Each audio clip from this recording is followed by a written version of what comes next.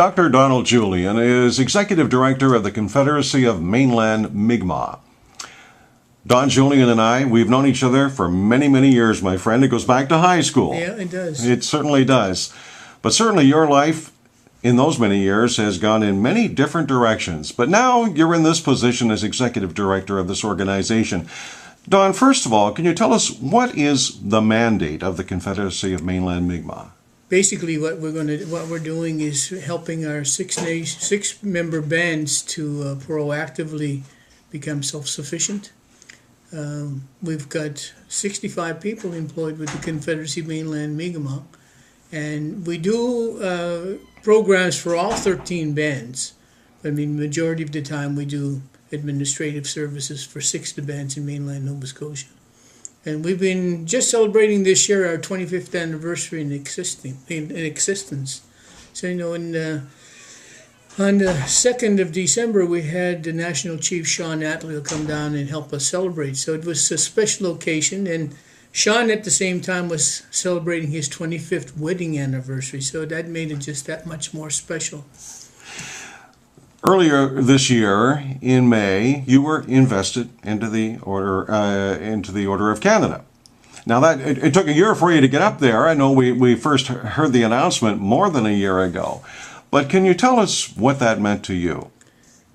Wow, the Order of Canada just put the icing on the cake, I guess, proverbial cake. I've been very lucky to get the Order of Canada. I was announced in 2010 while Her Majesty the Queen was here in Canada on July 1st. Then invested just this past May. It was quite an excitement. I'm not sure who put my name forward, but I'm beholden to those people. I've also got the Order of Nova Scotia, and I've been recognized by a couple of universities here in Nova Scotia, also Acadia University with Doctor of Civil Law, and Mount St. Vincent University with Doctor of Humane Letters. So it's been, like I said in the newspaper before, it's like a magic carpet ride, right? I mean, there's been so many things that have happened to me in the last 10 to 15 years, receiving the United Nations Peacekeeping Service Medal, and then receiving the Queen's Jubilee Medal, and then all of a sudden the Order of Nova Scotia, and then the honorary degrees, and then the Order of Canada. Wow, what more would a person want in his lifetime? But you're still working on. Now, when you were invested in the Order of Canada, it was said at that time that you have worked throughout your life to establish a better future for your people. Yes. Now that's worked through the Confederacy, but in so many other directions. Wow. And I'm very curious how you think things are going, because recently we've been hearing other parts of Canada are having some difficulties. You're not going to tell me you're seeing those same difficulties here in Nova Scotia, are you? No.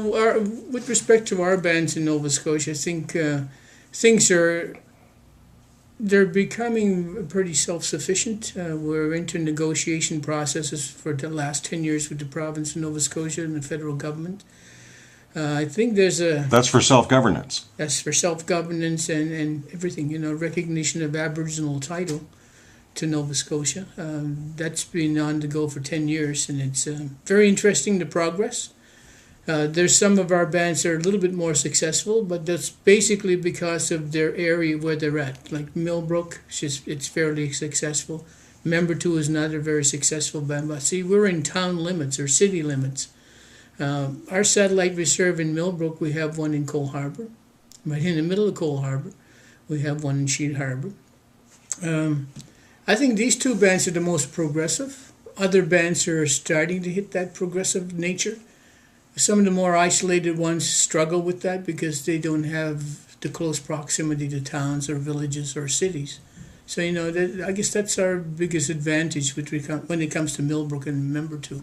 Do you think that that non-Mi'kmaq, people like me, are finally starting to understand, are finally becoming interested in your culture and want to know more about it?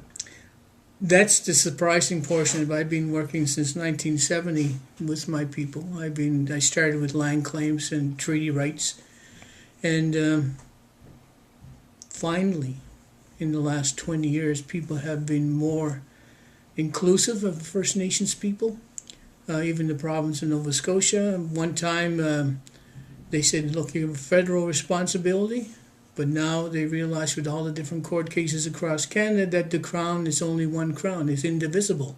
So, they have the same responsibility as the federal government. Although the federal government were on federal lands called Indian reserves, so they have a different responsibility than the province would. But it's interesting how we're fitting into everything nowadays and being more accepted by I guess the society. We're seeing, of course, a great display of your culture at the Glooscap Heritage Center. But another project that's been near and dear to you, I know, is Mi'kmaq Way, and that's in Debert. Yes. Now, I've been there a number of times, and it's a very, very tranquil experience. A little tiring in a couple of hills, but it's a very tranquil experience to go through there, and people actually stop and think because they know the territory that they are walking on.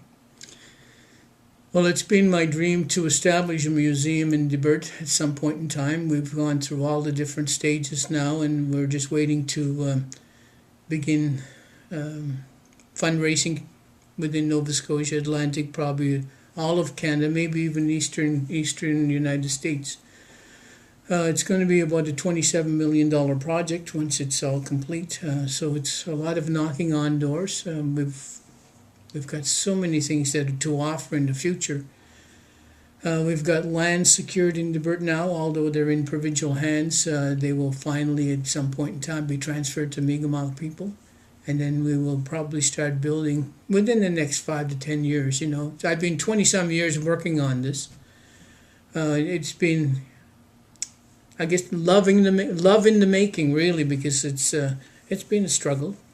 But we've had some fantastic cooperations with the County of Colchester, the different mayors that we've been involved with, especially with the new mayor, Bob Taylor. He's quite the gentleman, and we've been working with him and his council.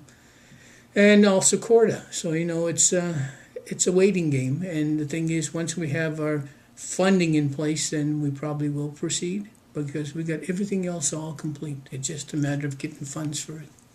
One more thing. Over the years I've known you, and this goes back to high school. Every year about this time, when I ran into Don Julien, you'd tell me what was in store for the winter. Now, I don't know if you're putting me on, but you used to have your Mi'kmaq way of forecasting the winter weather from your walks in the woods and so on. So as you've walked through Mi'kmaq Way and you've observed what's happening with the flora and fauna in there, what's going to happen this winter? Dave, you and I, that's a guess between you and I also. It's our weather has been tremendous up to now. We don't have any snow. Hopefully we have snow on Christmas Eve, Christmas Day, and Boxing Day. I travel a lot, so I'm not really that much into having a lot of snow. But to do a prediction, that's a hard one, especially this year. Don, congratulations on a great year and continued success. Thank you very much, David. Dr. Don Julien is Executive Director of the Confederacy of Mainland Mi'kmaq.